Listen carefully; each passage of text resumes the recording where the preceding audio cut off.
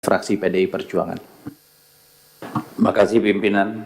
Kalau Pak Basuki buru-buru mungkin kita bisa temani besok ke IKN semua Komisi 2. Makasih Pak Kepala OIKN dan jajaran.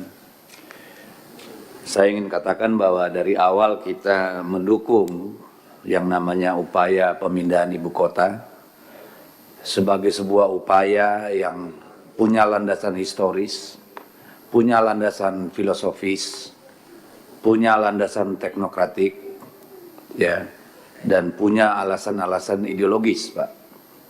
Tetapi memang, mohon maaf, sepengetahuan kami itu kita bangun secara bertahap. Kenapa bertahap?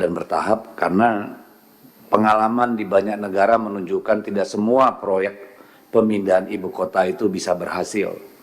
Dan yang berhasil tidak pernah yang dalam tempo sesingkat-singkatnya, kecuali mungkin Brasilia di Brasil sana, ya. Selebihnya kan perlu waktu cukup lama. Yang namanya Canberra itu 14 tahun, Pak, baru parlemennya berkantor di sana, pindah dari Melbourne. Yang gagal banyak banget. Ya, paling dekat dengan Myanmar kalau nggak salah, Birma ya, itu hancur karena terlalu bernafsu. Kita lihat terlalu bersemangat, kata senior saya, Pak Komarudin. Putrajaya kita lihat bisa memindahkan pusat pemerintahannya, tapi tidak warganya. Jam 5 sore, kota hantu. Kan gitu. Jadi banyak sekali pelajaran yang kita dapat. Abuja itu memindahkan Sudirman Tamrin SCBD ke tengah gurun pasir, tidak ada tempat untuk rakyatnya hidup di slum area. Kalau kita keluar dari Abuja, Pak, harus dikawal tentara, Pak, dengan mesin gun yang berapa milimeter itu. Kalau enggak, bisa-bisa enggak pulang, Pak, langsung ke akhirat itu, gitu keluar ibu kotanya itu. Jadi itulah perlunya kita membangun ibu kota ini dengan kematangan berpikir, bukan dengan kemauan orang per orang. Jadi karena apa? Karena nanti resikonya banyak. Resikonya bisa nggak jadi, bisa jadi tapi compang-camping, bisa jadi tapi semeraut. Oleh karena itu perlu kehati-hatian yang luar biasa, Pak, dengan belajar pada banyak negara lain. Mohon maaf nih Ketua, saya sedikit waktu karena ini. Salah satu alasan filosofis kita memindahkan ibu kota kita ke Kalimantan sana, itu ada landasan ideologisnya. Kita ingin pemerintah pusat menjadikan daerah itu jadi berandanya, bukan halaman belakang seperti selama ini. Selama ini daerah di luar Jawa itu jadi perbatasan. Kelihatan dari rancangan teknokratik yang terus-menerus meminggirkan wilayah dengan buku 1 dan buku 2-nya. Terlihat dari kelakuan birokratnya yang sesuka hatinya memindahkan kepemilikan atau status lahan. Tanah adat tiba-tiba hutan lindung, tiba-tiba konsesi, orangnya nggak pernah tinggal di sana. Kita ingin itu secara ideologis dirubah cara pandang itu. Jadi ini bukan urusan sekedar mindahin gedung, tapi changing the mindset of the nation, terutama birokratnya, terutama para pemimpinnya. Jadi dalam tahap itu saja kita belum berhasil, Pak. Kita lihat bagaimana kelompok masyarakat adat di sekitar wilayah ini masih banyak persoalan. Berarti kita kemarin belum membuka hati sebelum Pak Abbas nih jadi kepala OIKN-nya. Begitu banyak problem yang masih laten sampai hari ini dengan masyarakat adat. Persoalan tanah. Bagaimana mereka menjadi betul-betul bersyukur ibu kota ini pindah kemari, bersyukur, bukan marah-marah, Pak. Ini bagaimana memitigasi ini, Pak, supaya jangan nanti anak cucu orang yang ada di sana justru mengutuk keputusan kita memindahkan ibu kota. Karena apa? Bagi orang sana, Pak, bukan orang sana, bagi masyarakat yang tidak punya kemampuan masuk ke dalam peradaban modern, katakan bekerja tempat-tempat canggih. Tanah adalah kehidupan, Pak. Tanah adalah kehidupan. Kalau tanah ada, tanah ulayat mereka sudah diambil nanti. Sekarang oleh ibu kota Nusantara, nanti oleh para oligarki, para pengusaha, para pejabat. Nanti generasi 1-2 generasi setelah ini, Pak, kita dikutuk, Pak. Padahal kita udah di dalam kubur, Pak. Tolonglah, saya titip kepada Pak Ketua OIKM, persoalan rakyat ini, tolonglah diselesaikan dengan hati.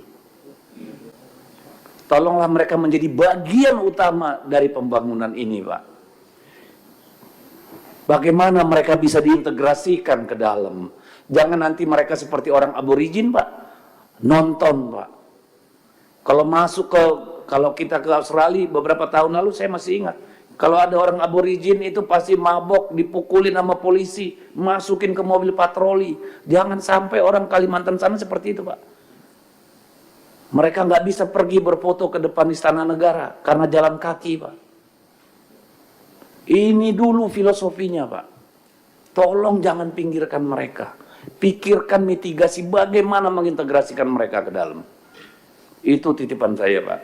Yang kedua, Pak, pada stage pertama ini saya mohon betul, Pak, konsentrasi dulu pada eksekutif, Pak. Apakah sudah selesai semua dengan 48 nomenklatur kementerian, Pak? Karena ini dalam 1-2 tahun, paling lambat 2 tahun, Pak. Tapi dalam 1 tahun ini kalau tidak diisi, Pak, rusak itu gedung-gedung, Pak. Pasti rusak.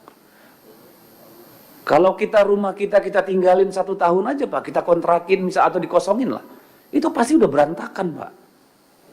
Jadi mohon, sebelum berpikir membangun semua pindah pada saat yang bersamaan, tolong kita konsentrasi pada eksekutif dulu, Pak.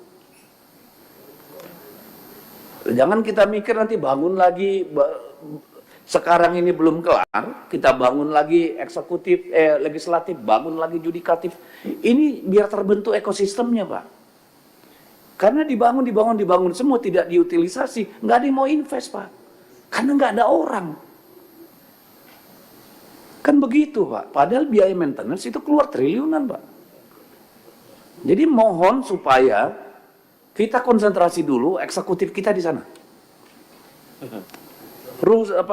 Gedung-gedung, tower-tower yang sudah dibangun, yang sudah ada ini, kementerian mana yang bisa kita pindahkan sekarang? Belajar dari Putrajaya.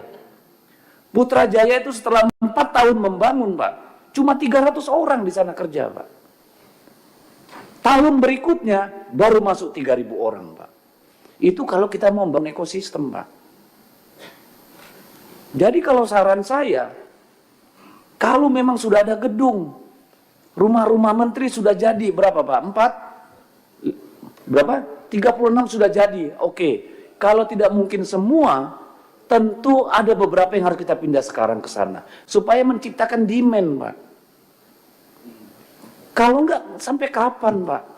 Orang yang investasi untuk bisnis di sana, mati, Pak. Pasti pakai bank itu semua. Kalau enggak ada demand-nya, kan hancur itu lama-lama barangnya juga, Pak. Jadi tolong disampaikan kepada Bapak Presiden, pindahkanlah secara bertahap. Apakah Menteri Desa perlu segera pindah ke sana? Ayo, Menteri Desa, biar lebih dekat dengan desa-desa. Lebih cepat berubah cara pandangnya. Mungkin Kementerian Kehutanan, Kementerian Lingkungan Hidup, Kementerian Pertanian, ayolah. Mungkin juga tidak harus semua. Secara bertahap. Tapi harus segera diisi, Pak. Itu yang kedua, Pak. Yang ketiga, Pak, dibagi waktunya. Iya. Mohon dipahami juga bahwa ini tidak sekedar tentang ASN-nya. Ini juga menyangkut keluarganya. Jangan justru pemindahan ASN memberikan beban tambahan kepada para pegawai. Jadi 2 rumah mereka, Pak. Suami di sana, istri di Jakarta. Kan gitu nih. Ini kan perlu disiasati, Pak. Artinya kalau mereka pindah ke sana, sekolah udah ada dong, rumah sakit udah ada. Sudah harus running disesuaikan dengan jadwal sekolah anak-anak. Itu kalau kita mau membangun dengan benar. Kalau enggak nanti anggaran negara yang diborosin, Pak.